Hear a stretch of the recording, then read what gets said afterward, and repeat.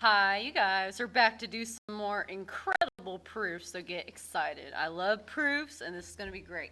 So this time we're going to be proving things pertaining to segments and angles. And we've solved problems like these before.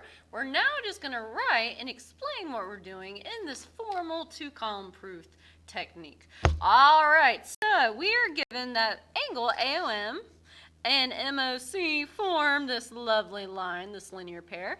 And we know that the measure of angle A to the O to the M is 2x plus 30. So I'm going to write that in my pretty picture. So 2x plus 30. And we know that the measure of angle MOC is x. And we want to prove that x equals 50. All right, so again, we've solved things like this before, so we're going to set it up just like we would before, except this time we will explain ourselves using theorems, postulates, and definitions. So get excited. All right, let's go, you guys. What do we always write first in our proof? Oh man, you guys already are on it. Nice job, you guys. We always write the given first, so I'm going to write the given first in my problem. So what was given to me is all of this. I'm going to write all this word for word. So I'm going to say angle, sorry guys, let me make my paper straight. Angle AOM and angle MOC form a linear pair. Gotta say it fancy like that, linear pair. All right, and then we're going to say the measure of angle AOM equals 2x plus 30. And the measure of angle M to the O to the C equals X. And all that was our given, all that lovely stuff right there. So this is our given. Okay, so let's get going, you guys. So usually when we do proofs, we draw key phrases from our given to help us solve. So the first thing I spot in the given is talking about that AOM and MOC are a linear pair. So a lot of times, you guys, when we see things in the given, we need to explain what that means in our proof to get us started. So since I know that those two angles are a linear pair, I need to explain what it means to be a linear pair. All right, so let's look at that note sheet real quickly. Look at your nifty note sheet and turn to the linear pair definition. What does it say about a linear pair? What is our definition of a linear pair? So a linear pair means that two angles, or two or more angles actually, will form a line, which means that they have to be 180 because they're supplementary. Okay, so I'm just going to write what it means to be a linear pair. So I know that AOM and MOC form a linear pair, and I know that that means, since I already know they form a linear pair, it already gave that to me, what that is telling me is that they make a line, and that means they're supplementary.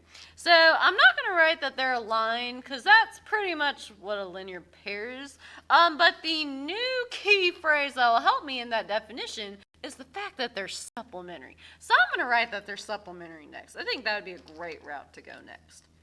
So I'm going to say angle AOM and angle MOC are supplementary. All right, now, sorry, that should be all one word. The demon cat's got me. That's all one word. But anyways, so I know that AOM and MOC are, and that should be are, man, the demon cats are giving me bad, are supplementary. Now, how did I know that they were supplementary? What key phrase from my given told me that they are supplementary? Do you guys see it? It is a linear pair, and it's by our definition of a linear pair that I know that they're supplementary. So my reason would be definition of a linear pair. Nice. All right, let's keep going. So now, again, it's helpful to draw things either from the given or, in this case, from previous statements to help me to keep going forward in the proof. So I've declared that AOM and MOC are supplementary. So now my proof is like, well, what does it mean to be supplementary? So when you're proving something, you have to keep explaining yourself. It's kind of like when a little kid keeps asking you, well, why? But why? But why? Okay, that's what we're going to be doing. So think of this as a little kid is like, well, what's a linear pair?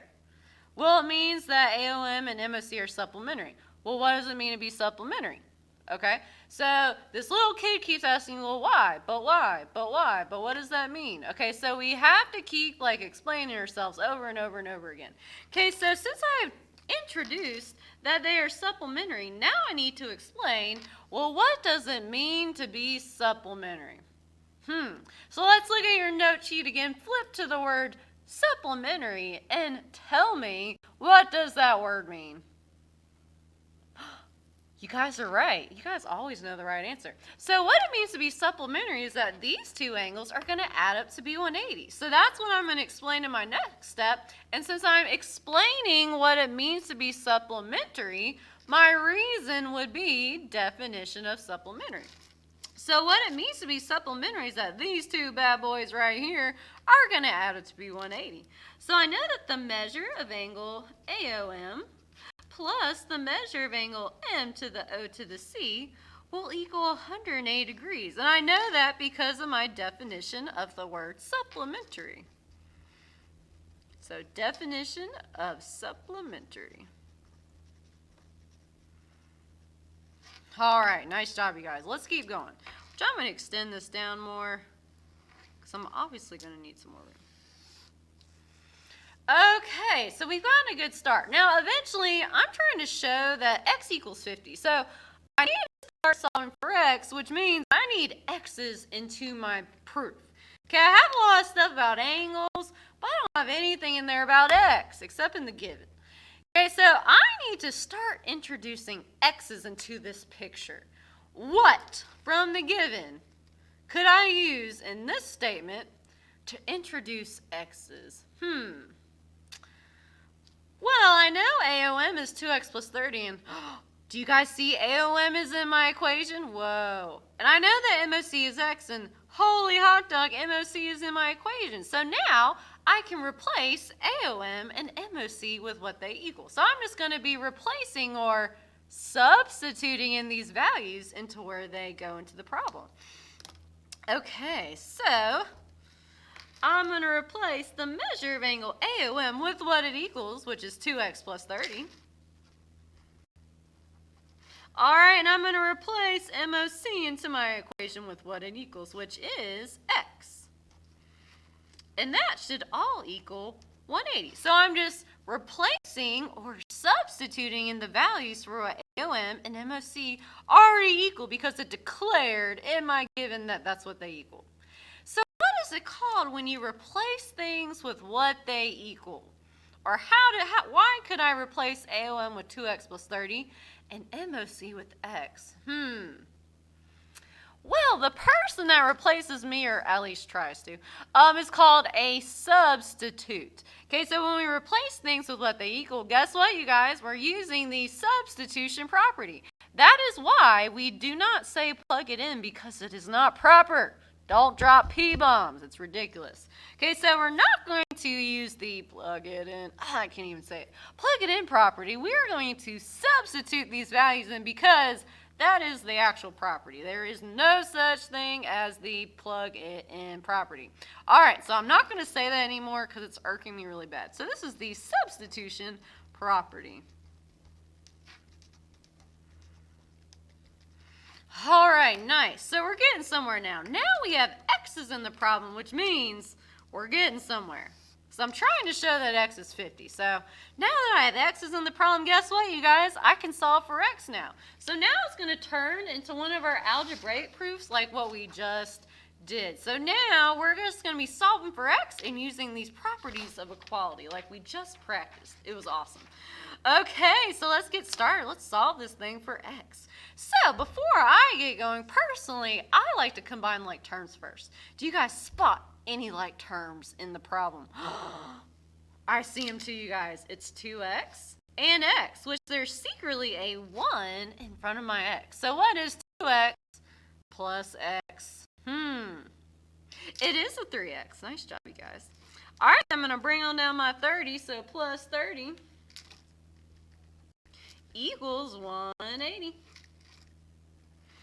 All right, and what is it called when you add, subtract, multiply, or divide on one side of the equation? You guys are too cool for school. It is the simplify property, or we're simplifying.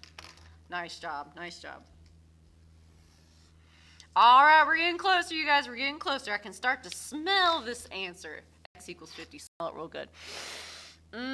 Smells good. All right, let's keep going. So let's solve this thing for x. So currently I need to get x on one side by itself, and that 30 is getting in the way. So how do you move a positive 30 to the other side? Like normal, you guys are correct. You do subtract it on both sides. Way to go, you guys.